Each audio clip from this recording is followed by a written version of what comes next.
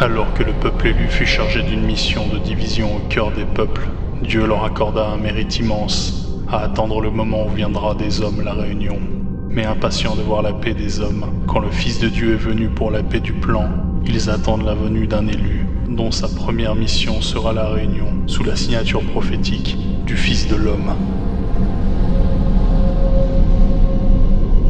Et vient un jour un tourment où le Fils de Dieu demandera à ses apôtres qui, d'après les Hébreux, serait le Fils de l'homme. Et alors que les réponses ne le distinguent nullement, le plus inspiré des apôtres mécréants s'avisera pourtant de mentionner que le Christ est uniquement de Dieu le Fils, laissant une ambiguïté unanime pour quiconque ne comprend vraiment le plan.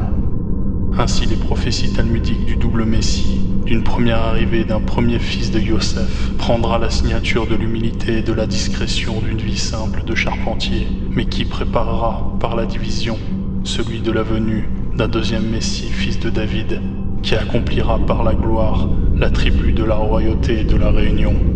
Car c'est par la lecture symbolique qu'il serait alors permis à un homme d'être à la fois fils de Dieu et fils de David, comme prophétisé dans la Bible. Mais alors que le peuple de la Torah ne comprend pas le principe de fils de l'homme, et que le peuple de la croix ne comprenait pas plus le principe de fils de Dieu, c'est par le savoir inspiré du Père de l'apôtre Pierre que reviendra cette signature, venant en réalité de l'Égypte, d'où les Juifs viennent de sortir la veille, au 3e jour. Alors que le peuple hébreu prend une part de ses racines dans les rites de l'Égypte spiritueux, il n'est possible de comprendre son origine uniquement à l'arrivée du Christ en Fils de Dieu, ressuscité sur la croix, qui dès lors fait référence à Osiris, fils du Dieu ressuscité, porteur de croix de Hank élevée par le cercle de l'alliance déformé et élevé, et que ce demi-dieu donnera plus tard comme descendance Horus, devenu alors le Fils de l'homme, expliquant alors pourquoi les Illuminés l'attendent en prétendant être leur enfant. Ainsi Horus et Osiris font partie d'une trinité, tout comme le Père et le Fils de l'Évangile,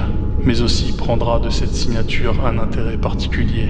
Mais que signifie cette symbolique quand on apprend qu'Osiris ne donnera pas de descendance, car ses capacités de reproduction seront symboliquement détruites par le poisson en son temps au 4e jour, car il faut simplement accomplir la volonté de Dieu pour être fils de Dieu. Le Christ prophétisera sur celui qui viendra accomplir sa volonté d'homme. L'arrivée de la réunion ne peut être atteinte qu'après l'arrivée de la division.